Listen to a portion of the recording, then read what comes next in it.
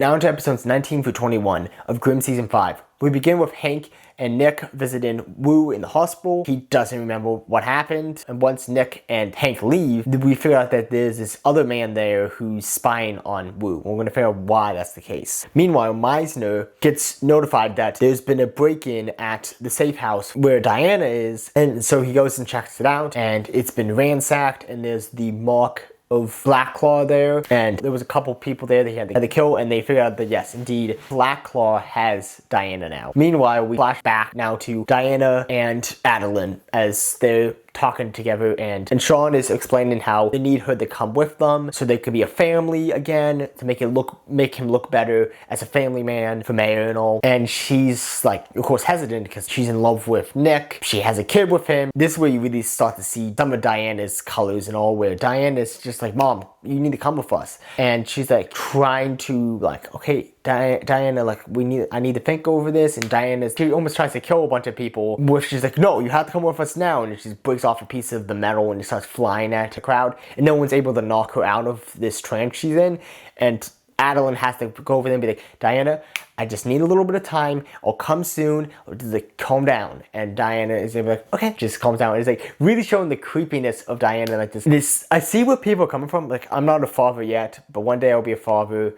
And I've always been great with little kids, and I've always found little kids to be adorable.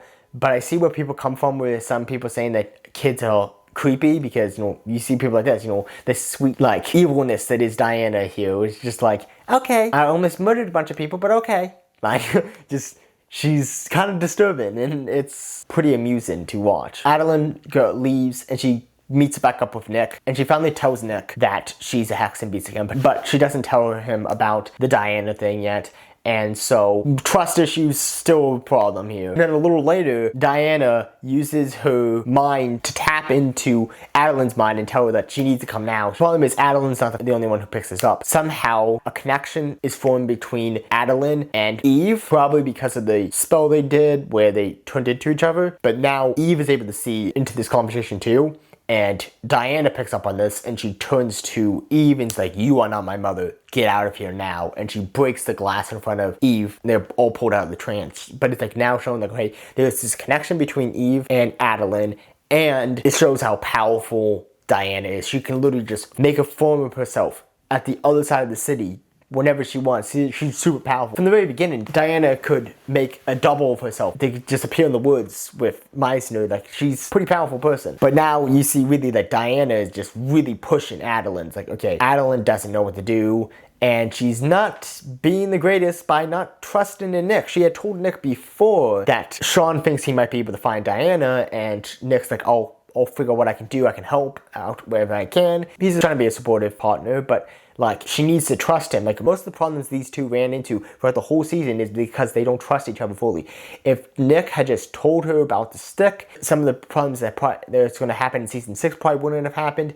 If she had just kept it completely upfront, this is what Sean told me. I got kidnapped by Sean, and he has Diana, like, just completely upfront with Nick about it, and Nick was completely upfront with her. The whole thing would have not happened the way it does happen. But instead, Diana's able to force Adeline by pretending to be her father. When Adeline picks up the phone and she's saying, you have run out of time, you have to come now. Meanwhile, Wu's able to get out of the hospital, and he goes back to his house, only to, after he's left alone, notice that man has been following him. So he goes outside and confronts the man, and the man turns into a mess and tries to attack him, and he blacks out. Eventually, Nick and Hank has to investigate this man who's been murdered, and they go like, okay, we're right next to Wu's place. This goes drop by and see how Wu's doing. They go in there to find him covered in blood, and they put together, oh wait, you're the one who killed this guy. Like, okay. He's like, I don't remember doing this. And like, okay, yeah, you've been having some problems. Let's go to the shop and let's figure out what's going on. And so they head to the shop, and they put Wu in a trance. And while he's in a trance, he remembers what happened, and the rest of the team sees him turn into the monster. They realize that something happened to him, and they figure out that it was because of the werewolf, or lycanthrope as it's called, that scratched him and now made him into like a half-Vessin monster. Like, he's kind of a werewolf, but also not a werewolf, and we'll see more throughout the episode how that works. But now everyone knows that he now is somewhat of a Vessin. Meanwhile, also, Hank runs into Zuri from season 3. They remember that one episode where he met that one woman and they were flirting back and forth, but at the end of the episode she decided that she didn't want to be with him because of his friendship with a Grimm. Now she runs into him again and they start flirting back and forth, and she invites him over for dinner. So now they're just going back and forth, becoming a couple through this episode and into the next episode where we'll explain more of what happens with her. Anyways, but then Nick goes back to his house and finds a note from Adeline saying, "I had to leave. I'm sorry. I love you, but like I had to protect my kids." What Nick doesn't pick up on, but the rest of us are able to pick up on by looking at the note, is as the note disappears, because it's one of those hex and beat notes that just disappears after the person who's supposed to see it sees it. But the last words to disappear are, "I have to protect you." She can't say it on the page because she can't allow people to know that she's in love with Nick, because that puts him even in more danger than he already is. They need her to be with Sean, but also it shows the like, yeah, deep down, like she's doing this for her kids, and she's also doing it to protect Nick because she thinks if she just goes away with Sean, maybe they'll spare Nick's life. And so that's what's happening. But now Adeline has left Nick, and the episode ends with her showing up at Sean's new place and meeting the crew, and Diana gets to meet her brother. On to the next episode. The next episode begins with Nick going to the captain's old house, but finds that he's moved out. All his stuff is missing. He now doesn't know where the captain lives, and so he can't track him down. But then the captain calls him and says, "Hey, I want to talk to you. Let's meet me in my office now." And it's 3 o'clock in the morning. He's like, "Okay, I'm coming down there." Meanwhile, Wu is able to get a control of his powers. And so now throughout the rest of the series, Wu's going to be able to use these Vesson powers, just like Monroe and Rosalie with their Vesson powers. He now can just turn into this monster whenever he wants, kill, then turn out of it. It's going to be fun. Meanwhile, we also pick up on what Zuri is up to. She's actually Black Claw, and she was hired by them to fake being in love with Hank again so that she could help Black Claw get information about Nick. While Hank's at her house, she lets a Black Claw hacker into her home so he could steal Hank's phone and just download all his information, and then to put a little bug into his phone so they can track him and all. But while he's trying to leave, Hank wakes up and finds the guy trying to get out, and he assumes that the guy was just trying to rob, and it's not until he gets back to HW and Wu's able to hack into the man's laptop, he figures out that the man had just downloaded all of Hank's contact information. And also, the hacker is Tony, the one that Adeline had broke all his fingers at Tony. Meanwhile, Nick meets up with the captain and they had their conversation. The captain is just like, "Okay, just so you know, they're safe, but you can't have them back. For your own sake and for their sake, you need to back off right now." This is where I come up to something that this time watching through, I was a little bit more like, okay, I haven't really addressed this too much yet while reviewing this season, but I mentioned last season some of this and the season before that, but I really like the captain as a character, and I love it when he's working with Nick. And the sad thing about these last 2 seasons is, especially the last season, a little bit in this season, halfway through the season he becomes an enemy, but next season, he's, for the most part, he's a half the big bad of the season again, just like season 1.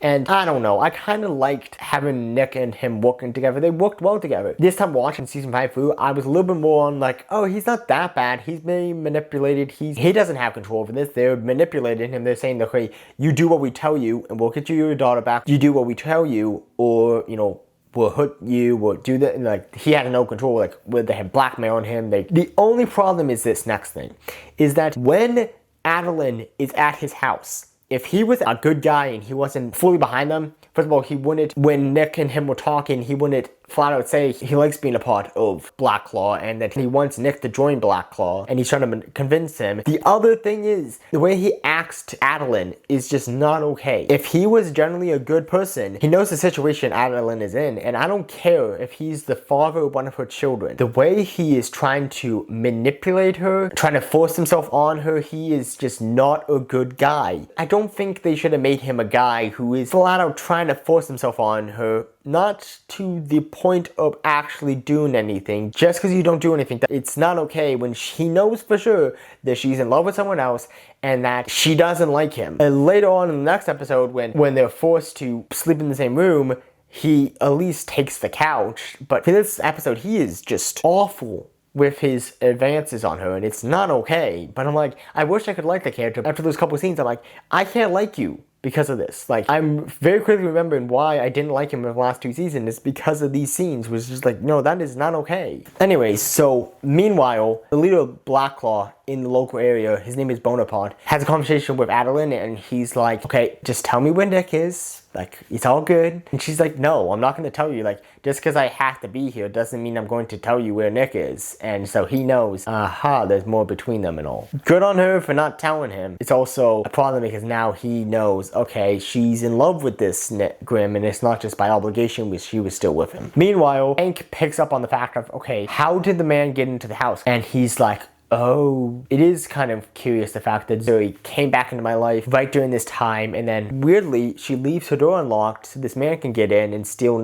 Hank's phone. So he sets a trap and he figures out that yes, she's working with Black Claw, and they capture her and take her to HW. In the next episode, some cops who are actually Black Claw frame Hank for 2 murders so they could arrest him, and then they're going to use him to get at Nick. And so he's been captured, and you figure out that the West precinct is all made out of Vesson for Black Claw. And so one of the precincts of the North and the South precincts, one of them already run by Vesson, and the other one, the captain, is about to become the mayor, and he also works for Black Claw, so they're going to be Black Claw very soon too. So meanwhile, you also see Diana trying to force her parents to get together, and as I mentioned in the last episode, her father is a little bit more on board with it, and her mom's like, no, back off. Diana's using voodoo dolls to like force them together, and Alan has to keep forcing Sean out again. And she has to talk to Diana to say, you can't force a mommy and daddy to love each other. Like, allow mommy and daddy to naturally fall in love, or whatever happens. You can, with the whole thing with Diana, is just,